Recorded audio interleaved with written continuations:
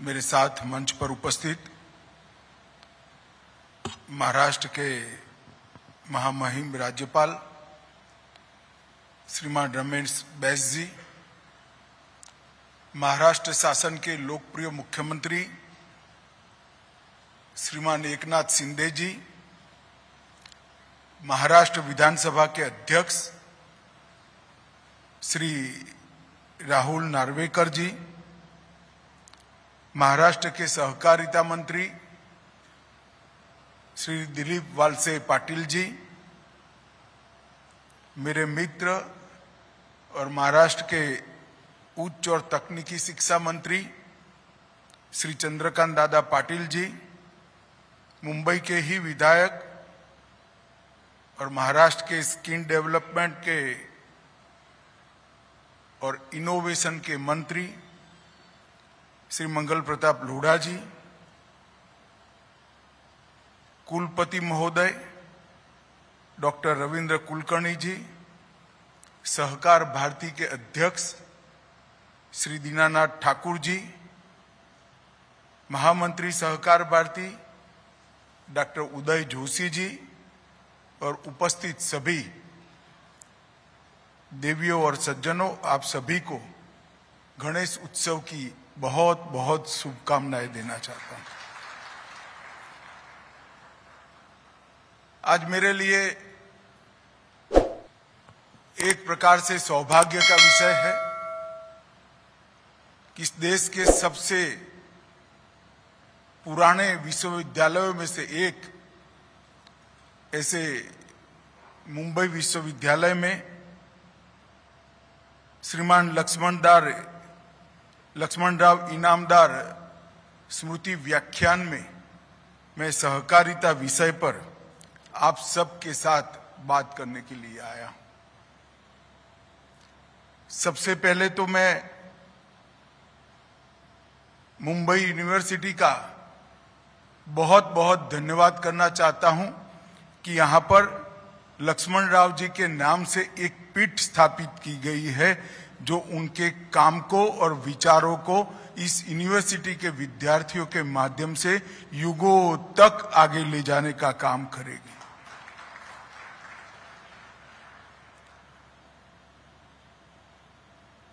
मैंने वकील साहब के साथ बहुत काम नहीं किया है क्योंकि मैं जब कार्यकर्ता बना तब उनका कार्य क्षेत्र गुजरात के बाहर क्षेत्रीय कार्य क्षेत्र हो चुका था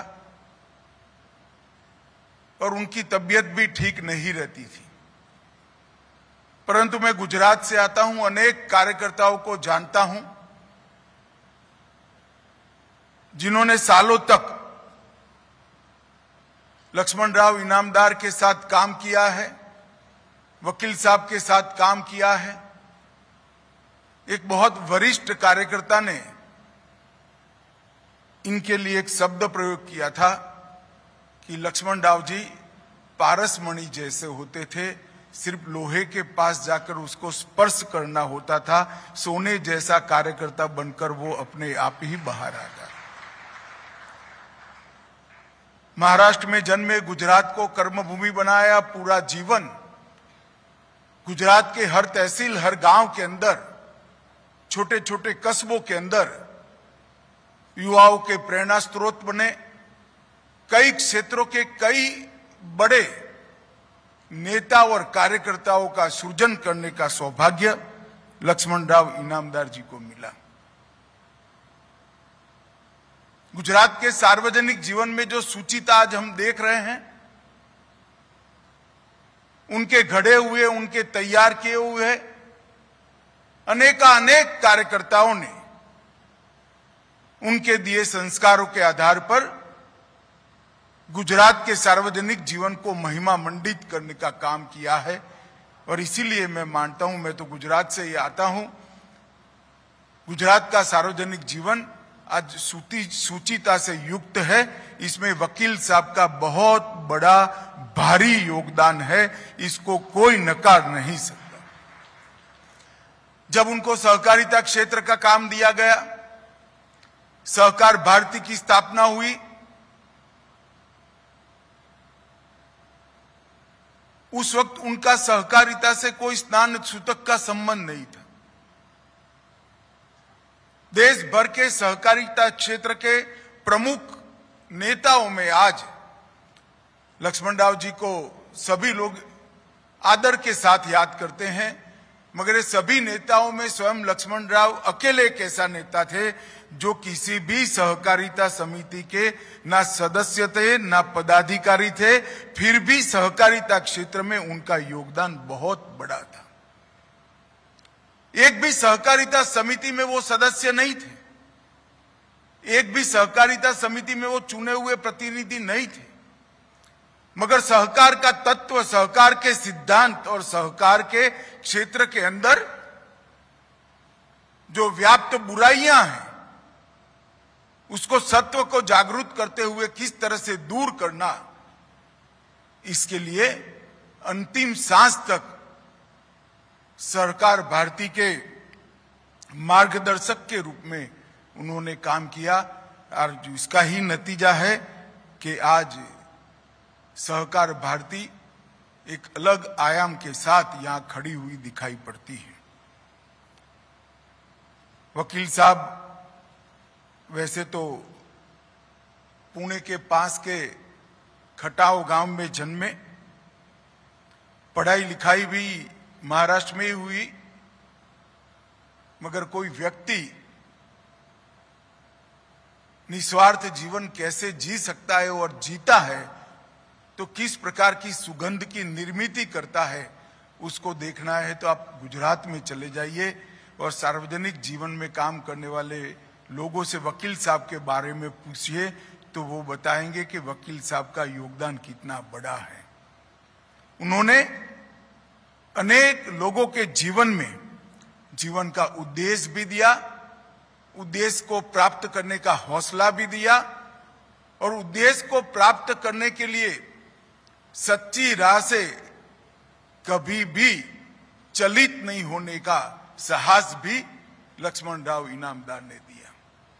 और इसके कारण ही वकील साहब आज मेरे जैसे हजारों लाखों कार्यकर्ता के लिए न केवल श्रद्धेय हैं, इनके जीवन में इनका बहुत बड़ा योगदान है।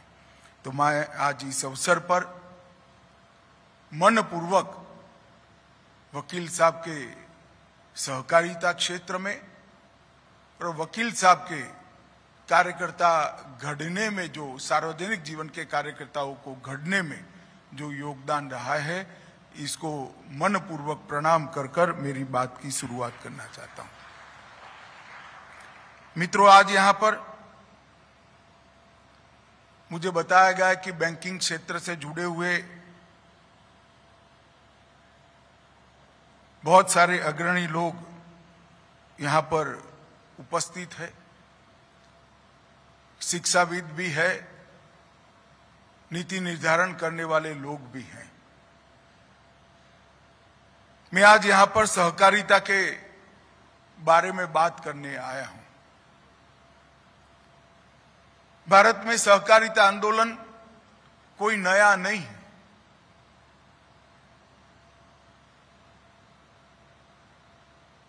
उन्नीस 1904 से ही भारत में सहकारिता आंदोलन, इससे भी पुराना है, मगर कानूनी स्वरूप उसका 1904 से आया। देखते देखते महाराष्ट्र, गुजरात, कर्नाटक, मध्य भारत, तमिलनाडु और बंगाल में सहकारिता आंदोलन फैलने लगा। काफी हद तक आजादी के बाद शुरुआत के समय में सहकारिता आंदोलन ने एक बीच का मॉडल देने का प्रयास किया। एक ठेठ राइटिस्ट मॉडल था, कैपिटलिस्ट मॉडल था और एक सोशलिस्ट मॉडल था। इसके बीच में एक मॉडल देने का बहुत अच्छा प्रयास सहकारिता ने किया। ये जो दो मॉडल थे, सोशलिस्ट मॉडल और कैपिटलिस्ट मॉडल, उसमें स्टेट और मार्केट की कल्पना थी। सहकारिता मॉडल के अंदर कोऑपरेशन की और सबके भले की कल्पना लेकर आगे बढ़ने का विचार था। शुरुआत के दिनों में महाराष्ट्र के विखे पाटिल, धनंजयराव गाडगील, वेंकुटभाई मेहता, त्रिभुवनदास पटेल, ढेर सारे लोगों ने सहकारिता के क्षेत्र को एक नई दिशा और नए संस्कार देने का काम किया और इसके कारण कई प्रकार के उत्कृष्ट मॉडल इस देश के अंदर कोऑपरेटिव के खड़े हुए और विशेषकर ग्रामीण विकास और कृषि विकास का एक बहुत बड़ा जरिया सहकारिता क्षेत्र बना। परंतु 1960 और विशेषकर 1967 के बाद सहकारिता क्षेत्र के अंदर राजनीतिक दखल बढ़ने लगी और धीरे धीरे देश के अर्थतंत्र को भी एक अलग प्रकार के झटके भी लगे, झुकाव भी आया और इसके कारण सहकारिता आंदोलन की बड़ी क्षति हुई। और सहकारिता आंदोलन आज भी हम देखते हैं कि कई ऐसे बड़े संस्थान जो दुनिया की सबसे अच्छी ब्रांड मानी जाती है, ऐसे संस्थान सहकारिता के मॉडल पर चलते हैं। आप मैं इस सभागार में कहूंगा तो बहुत सारे लोगों को मालूम नहीं होगा कि हमारे यहां श्वेत क्रांति का सहकार का जो मॉडल श्री त्रिभुवन भाई पटेल ने 100 रुपये की पूंजी से और 12 बहनों के साथ शुरू किया था, वो मॉडल आज 36 लाख बहनों को जोड़कर 20,000 से ज्यादा कोऑपरेटिव्स को जोड़कर सालाना 60,000 करोड़ का व्यापार करता है और मुनाफा पूरा का पूरा वो बहन के अकाउंट में जाता है। 60,000 करोड़ का दूध का व्यापार अमूल के ब्रांड से 36 लाख बहनें करती है और एक भी बहन की पूंजी इसके अंदर 100 रुपये से ज्यादा नहीं लगी। विश्व भर में ऐसा उदाहरण शायद ही मिलेगा कि 100 रुपये की पूंजी से कोई बहन लाखों रुपये का दूध बेचकर अपना घर चलाने का काम कर रही है। गुजरात की समृद्धि में और विशेषकर ग्रामीण क्षेत्र की समृद्धि में एक कोऑपरेटिव का बहुत बड़ा योगदान रहा है। इफको, क्रिप्को, शुरुआती दिनों में लिज्जत पापड़, लगभग 40,000 बहनों ने लिज्जत पापड़ बनाए और 130 देश के लोगों ने इसको खाए भी। एक कोऑपरेटिव मॉडल की ताकत थी कि 40,000 बहनों तक इसका मुनाफा जाता था। परंतु ये कोऑपरेटिव मॉडल जो हमारे देश के लिए बहुत उपयुक्त था, हमारे देश में आर्थिक विकास तो चाहिए ही चाहिए, साथ में सबके लिए रोजगारी भी चाहिए, मास प्रोडक्शन चाहिए और प्रोडक्शन बाय मासिस भी चाहिए। मास प्रोडक्शन से देश के अर्थतंत्र को गति मिलेगी और प्रोडक्शन बाय मासिस से देश के हर व्यक्ति को रोजगारी मिलेगी, हर व्यक्ति को अपना जीवन निर्वाह करने का जरिया बनेगा। तो सहकारिता क्षेत्र और देश का अर्थतंत्र के अंदर बाकी सारे माध्यमों से आगे बढ़ने की ललक, ये दोनों का कॉम्बिनेशन ही भारत को आगे बढ़ा सकता है। और सहकारिता का मॉडल मानव केंद्रित मॉडल है। मित्रों, आज देश में 30 करोड़ सदस्यों के साथ 8.5 लाख कोऑपरेटिव समितियां हैं, 93,000 पैक्स हैं, 2 लाख दुग्ध समिति है और इफको, क्रिप्को, अमूल, ढेर सारी ऐसी सहकारी संस्थाएं हैं जिन्होंने समग्र विश्व के अंदर नाम प्राप्त किया है। हमारे 12 कोऑपरेटिव बैंक्स 300 फर्स्ट रैंक वाली कोऑपरेटिव समितियों में विश्व की स्थान रखते हैं। अभी अभी एकनाथ जी ने जिक्र किया कि मोदी जी ने कोऑपरेटिव डिपार्टमेंट को कृषि डिपार्टमेंट से अलग कर एक स्वतंत्र विभाग बनाया। बहुत सारे लोग ऐसा मानते थे कि अब कोऑपरेटिव कालबाह्य हो गया, इरिलेवेंट हो गया है, परंतु उसी समय मोदी जी ने कोऑपरेटिव डिपार्टमेंट को अलग डिपार्टमेंट बनाकर कोऑपरेटिव मूवमेंट में एक नई जान डालने का काम किया है और फिर से उसको गति देने का काम। मैं थोड़ा इसके पीछे की मंशा के बारे में बात करना चाहता हूं। 2014 से 2023 तक नरेंद्र मोदी जी ने इस देश के 60 करोड़ लोग जो देश के अर्थतंत्र के साथ जुड़े ही नहीं थे। आप कहोगे कि किस तरह की बात भारत सरकार के मंत्री कर रहे हैं, मगर मैं सच बोल रहा हूं।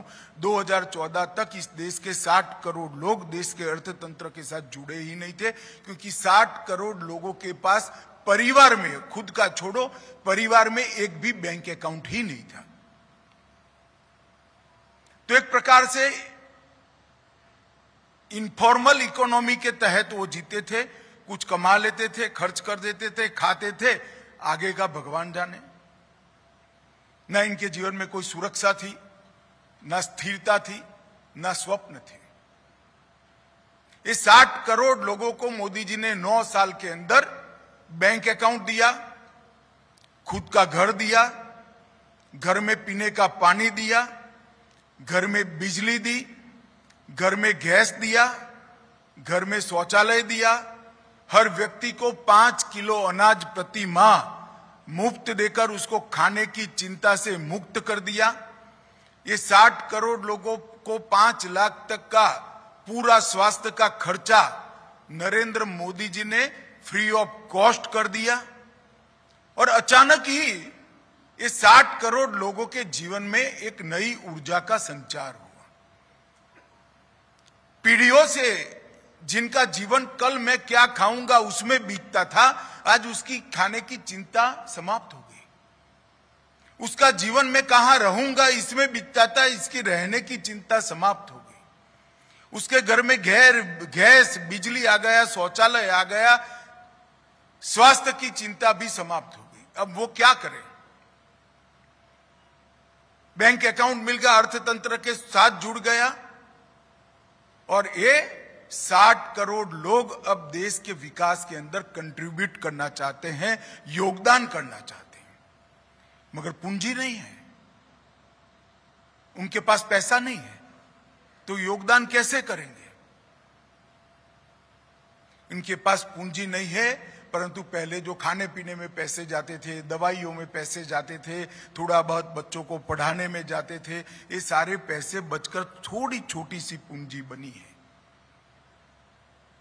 वो एक तो देश के विकास में काम करना चाहता है और उसके पास पूंजी नहीं है, फिर भी उसको देश के विकास के साथ जोड़ना है, तो इसका एकमात्र रास्ता सहकारिता क्षेत्र है, कोऑपरेटिव है। इसके माध्यम से ही ये 60 करोड़ लोगों को देश के विकास के साथ जोड़ सकते हैं।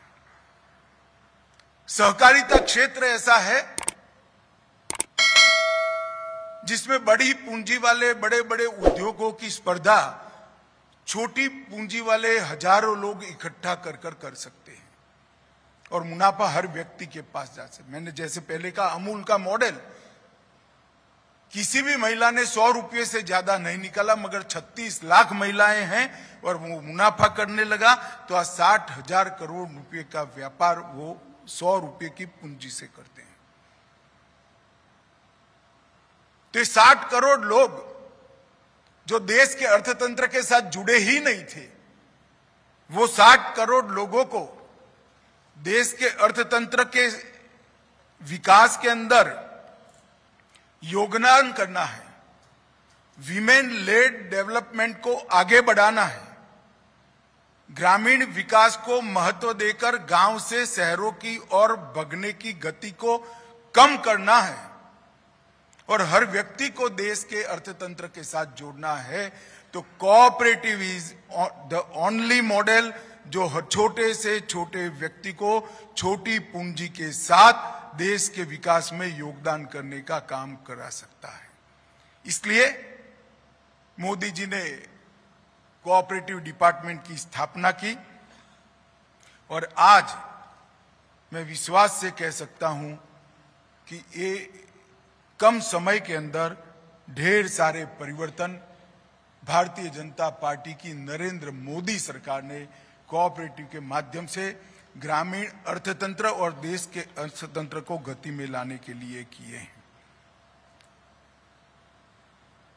अर्बन कोऑपरेटिव बैंकों के लिए भी ढेर सारे काम किए, क्योंकि मैं बता देता हूं ज्यादातर लोग इसी क्षेत्र से यहां पर बैठे हैं, बाद में ग्रामीण क्षेत्र की बात करूंगा।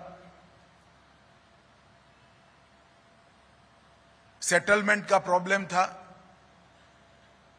अर्बन कोऑपरेटिव बैंक सेटलमेंट नहीं कर सकते थे। हमने इस मुद्दे को रिजर्व बैंक के साथ उठाया और अब अर्बन कोऑपरेटिव बैंक को भी सेटलमेंट करने का अधिकार दे दिया गया है। इसके साथ साथ अर्बन कोऑपरेटिव बैंक अब नई शाखाएं भी खोल पाएंगे, बैंक मित्र भी बना पाएंगे, माइक्रो एटीएम भी खोल पाएंगे और व्यक्तिगत आवास रेसिडेंशियल लोन देने की इनकी ऋण की सीमा को भी 2 गुना कर दिया गया है।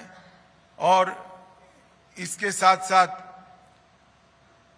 एमएलआई के रूप में भी माइक्रो एंड स्मॉल एंटरप्राइज को शामिल कर दिया गया है और कोलेटरल मुक्त लोन देने का रास्ता अब खुल गया है। ढेर सारे क्षेत्र करे, परंतु आमूलचूर परिवर्तन ग्रामीण क्षेत्र के अंदर हुआ है। हमने तय किया है कि आने वाले 5 सालों में 3 लाख पैक्स नए बनाएंगे और हर पंचायत के अंदर एक पैक्स होगा और ये पैक्स मल्टी डायमेंशनल होंगे। पैक्सी डेयरी का काम करेगा, पैक्सी मछुआरा समिति का काम करेगा, पैक्स पेट्रोल पंप भी चला पाएगा, पैक्स गैस की एजेंसी भी ले पाएगा, पैक्स जल वितरण का भी काम करेगा, पैक्स सस्ती अनाज की दुकान भी चला पाएगा, पैक्स सस्ती दवाइयों की दुकान भी चला पाएगा और पैक्स भंडारण का भी काम करेगा। तो एक समस्या थी कि पैक्स वायबल नहीं रहे थे। पैक्स की ऋण लेने की और ऋण देने की दोनों सीमाओं को तय कर दिया गया था, तो आधे %, पौने % में पैक्स वायबल नहीं बचे थे। 20 प्रकार की नई गतिविधियां हमने पैक्स के साथ जोड़कर पैक्स को वायबल बनाया। एक मॉडल बायलॉज भारत सरकार ने सभी राज्यों को भेजे और मुझे आनंद है कि 23 राज्यों ने irrespective of party politics model bylaws को एक्सेप्ट कर लिया है और बाकी जगह भी इसकी समिति बन गई। इसके साथ साथ multi state organic cooperative society बनाई। देश भर में ऑर्गेनिक एग्रीकल्चर प्रोड्यूस को और कुदरती खेती करने वाले प्रोड्यूस को जो ऑर्गेनिक होते हैं, इसको खरीदने की और विश्व के बाजार में बड़े ऊंचे दामों से बेचने की व्यवस्था ये जैविक सोसाइटी करी। एक मल्टी स्टेट एक्सपोर्ट कोऑपरेटिव भी बनाया जो किसानों के दाम को और उत्पादों को एक्सपोर्ट करेगा। इसका पूरा मुनाफा सीधा किसान के पास ट्रांसफर होगा। और एक मल्टी स्टेट कोऑपरेटिव बीज समिति के लिए भी बनाया। विश्व की सबसे बड़ी खाद्यान्न भंडारण योजना भी पैक्स के माध्यम से हम आगे चलाने वाले हैं। इसके साथ साथ सहकारिता यूनिवर्सिटी भी बनाने वाले हैं। जैम के माध्यम से सारे कोऑपरेटिव्स की चीजों को बेचने की भी व्यवस्था की है और 1100 एफपीओ भी नए पैक्स के माध्यम से होंगे। पैक्स अब सीएससी का भी काम कर पाएंगे। सहकारिता क्षेत्र के अंदर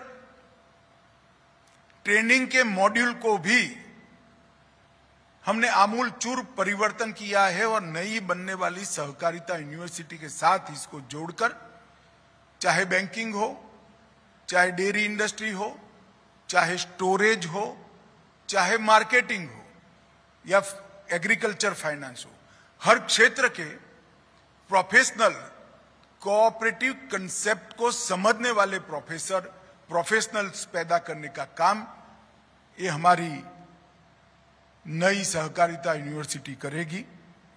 मुझे विश्वास है कि इससे ग्रामीण अर्थतंत्र के अंदर वो जो 60 करोड़ लोग बिखरे हुए देश भर में बैठे हैं, जिनको अब काम भी करना है, इनके स्वप्न भी जागृत हो चुके हैं, खुद भी कमाना चाहता है, देश के अर्थतंत्र में योगदान भी कराना चाहते हैं, इस सभी 60 करोड़ लोगों के लिए देश के अर्थतंत्र में योगदान करने का एक जरिया इसके माध्यम से खड़ा होगा। हमने ढेर सारे सरकारी बदलाव भी किए हैं। इनकम टैक्स के अंदर कोऑपरेटिव और कॉरपोरेट दोनों को एक समान स्तर पर लाने का काम आजादी के बाद पहली बार नरेंद्र मोदी जी ने किया है। टैक्सेशन में एक ही लेवल कर लगभग 10,000 करोड़ से ज्यादा पुराना डिस्प्यूट और हर साल 3,000 करोड़ की टैक्स की बचत चीनी कोऑपरेटिव मिलों के साथ करने का फैसला भारत सरकार ने किया है। सहकारी समितियों के अधिभार को 12% से घटाकर 7% कर दिया। मैट को 18 से 15.5% कर दिया। मित्रों, आज मैं यहां पर आया हूं तब ये कहने आया हूं कि कोऑपरेटिव की गतिविधि को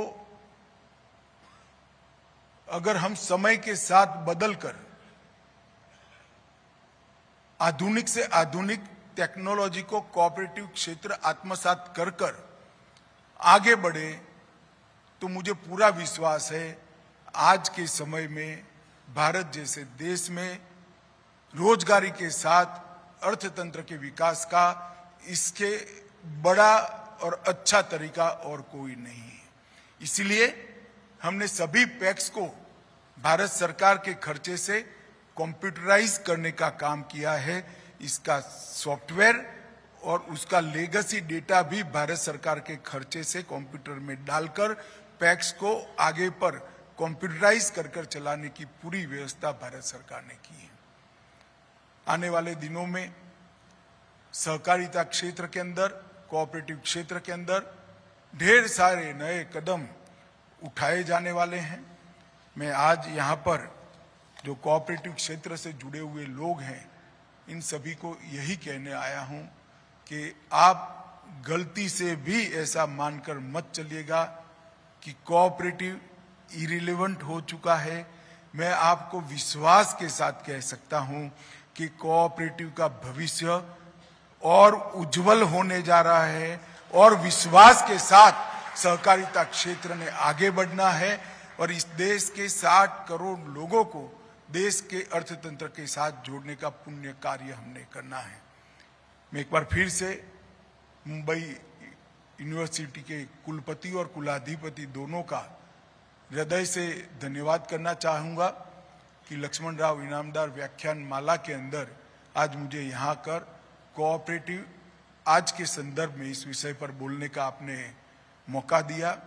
और फिर से धन्यवाद करना चाहूंगा कि वकील साहब के नाम पर आपने चेयर प्रस्तापित कर मेरे जैसे हजारों लाखों कार्यकर्ताओं को वकील साहब के नाम को आपने श्रद्धांजलि देने का जो प्रयास किया है, इससे बहुत उपकृत किया है। तो मैं फिर से एक बार वो कार्यकर्ता समूह की ओर से भी धन्यवाद कर मेरी वाणी को विराम दूंगा। वंदे मातरम। नवनवीन बातम्या बघण्यासाठी आमच्या चॅनलला सबस्क्राइब करायला विसरू नका।